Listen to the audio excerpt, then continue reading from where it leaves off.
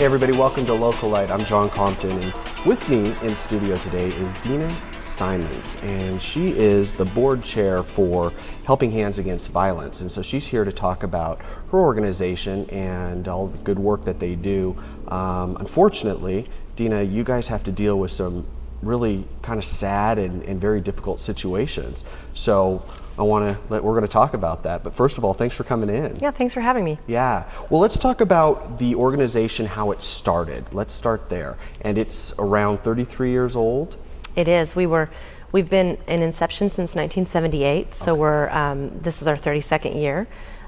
It was started by a group of women that just felt that there was a need in the local community to serve survivors of domestic violence and sexual assault.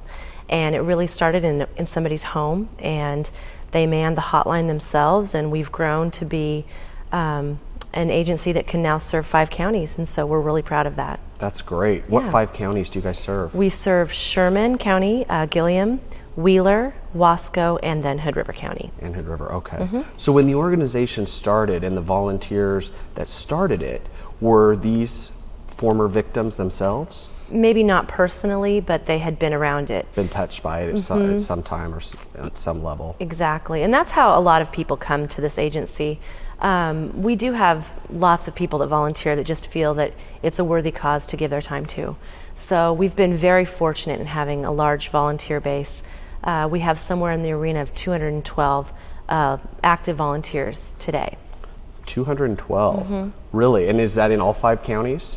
It is primarily Hood River and Wasco, but certainly all 5 counties, depending on if we're doing events in other areas. All right. What are the volunteers generally doing to assist the organization? Well, they do things such as they can take hotline calls, they can work and man some of the things that we do to raise additional money, like we have an auction coming up, we've done runs, we've done a lot of awareness events, and so volunteers are called in during that time. And then asking for donations from local food banks and places that have clothing, and so our volunteers can do lots of things. Sometimes they come in and do administrative work in our office.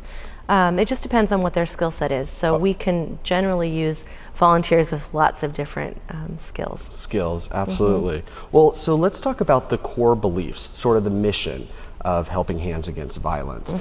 What exactly is that? And is it for women only?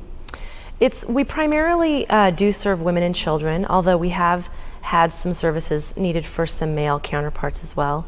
We serve survivors that are either have been in a situation of domestic violence or sexual assault, and we have 2 primary places that we serve them, and one of them is our overnight stay, the Chrysalis House. So those services are really meant to be for the folks that have really just gone through an extremely sensitive situation, and so we serve those. That's up to a 30-day stay. And then we have our Young Women's Center, which is up to a year, and those services are generated for folks that are typically aged 18 to 24. And then our Chrysalis House, there's no age limit. So we see a lot of clients, a lot of women with 1 to 4 children. We've actually, I think the highest number of clients within one family was 1 woman with 9 children. Really? And so the children come, obviously. They do. With the, I guess in most cases with the their mother, mom, and stay in the facility there. They do, and we also have a program which we call the Pause program, and it's about 1 in 10 women don't flee their situation because they don't want to leave their pet at home, and so we are one of the top. I believe that there's 5 shelters in the U.S. that also offer this service. And they say statistically, I believe it to be 1 in 10 women don't flee for that reason. So, really? Yeah, so we have a shelter that they can bring their animal to. We primarily serve dogs and cats, but we haven't seen any other animals to date. Yeah. So we have that service as well. Okay. Now, do the pets generally go with the young woman, or in some cases maybe even the young man, once they're, I don't know, not rehabilitated, because they're not necessarily the problem. I mean, they're in a situation where they've had abuse. So what happens at that level? Do they? Yeah, they do. They take them. You know, it's Okay. part of their family. So it's not like an adoption agency Nope. that the dogs go into or anything? Nope. Okay, so they No, get it's to not. keep the pet. So take me through a call. Like if somebody were in a situation where, you know, they were being abused and they were living under that, when they call you, they must be at a breaking point, Yes, a yes. crossroads. They really are. Although statistically it's staggering, it generally takes a woman 7 times to reach out 7 times before she'll actually leave her abuser. And in the United States today, a woman's is actually abused every 1.5 minutes. So it affects a broad base of people. So when they're at that point, they will, you know, hopefully through community awareness, or we have leaflets and cards in lots of places, clinics, hospitals, stores, bulletin boards. We have a website.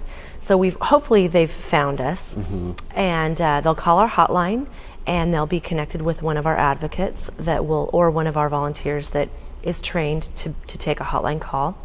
And then depending on the situation, they'll come in and do an intake, and at that point they are then in our chrysalis house for services. Okay, and then they can stay there up to 30 days. And we do make exceptions, but generally speaking, 30 days is the most that people stay. Okay. Well, we're going to take a quick break, but when we come back, I want to ask you a bit about, you know, young women that come in maybe who have had actual physical, you know, issues that need medical attention and things like that by the time they reach you guys, and how you guys handle that. So Okay. we'll talk about that, you guys, when we come back. Helping Hands Against Violence is who we're talking with today. So don't go anywhere. We'll be right back.